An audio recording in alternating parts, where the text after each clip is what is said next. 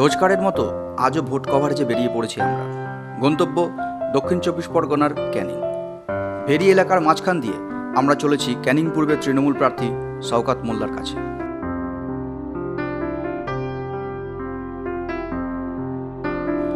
মাত্র ৩৯ বছর বয়সেই জনপ্রিয়তার শীর্ষে তিনি। রাজনীতি আর সমাজসেবায় তার ধর্মকর্ম। শুধু কি তাই, দক্ষ সংগঠক ও প্রশাসকও।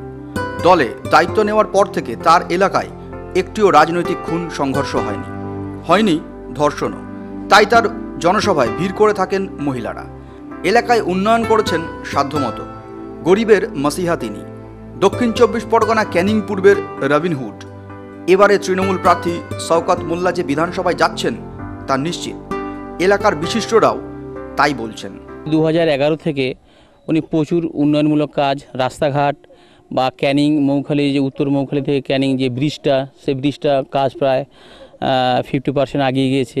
রাস্তাঘাট বা কুড়ে ভাঙার জল প্রকল্প এবং 30খানা স্কুল এবং হাই মাদ্রাসা, ITI স্কুল, ইংলিশ মিডিয়াম, বিভিন্ন স্কুল এবং রাস্তাঘাট প্রচুর কাজ করেছে। আমাদের কোনো সমস্যা বা সমাধানের জন্য যখন শওকত মোল্লার কাছে যাই, শওকত মোল্লা আমাদের পাশে আসে এবং নিজে এসে আমাদের সেই কাজগুলোকে সমস্যা সমাধান করে দেয়। এখানে 2,30,000 মতো ভোটার আছে, তার মধ্যে প্রায় 1 থেকে 1.5 লাখ ভোটে শওকত মোল্লা জিতে যাবে। এলাকার মানুষের ভালোবাসা পেয়ে অভিভূত তিনি নিজেও।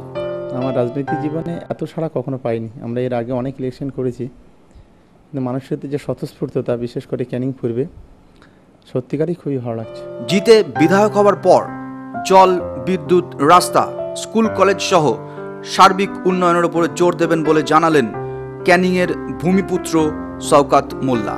আমার জেতার পরে আমার যে প্রথম লক্ষ্য যেটা, যে আমাদের এলাকার সার্বিক যে উন্নয়ন, সেই উন্নয়নের দিকে নজর দেওয়া। একটা হলো আমাদের এই এলাকায় বিশেষ করে শিক্ষার দিকটাকে একটা সময় অনেকটা পিছিয়ে ছিল।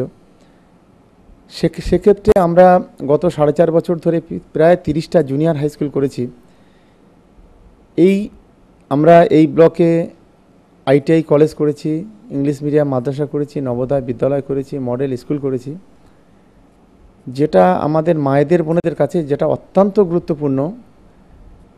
সেই কারণে আমার মনে হয়েছে যে মায়েরা বোনেরা যেভাবে সহযোগিতা করছে, আগামী দিনে আমার প্রথম লক্ষ্য হলো যে আমাদের প্রতিটি বাড়িতে, যে এখানে পানীয় জলের অবস্থা খুবই খারাপ, প্রত্যেকটা বাড়িতে হাউস কানেকশান যেটাকে বলা হয়, একবারে বাড়িতে বাড়িতে পানীয় জল পাইপলাইনের সাহায্যে, সেই বিষয়টাকে আমরা খুব বেশি জোর দিচ্ছি।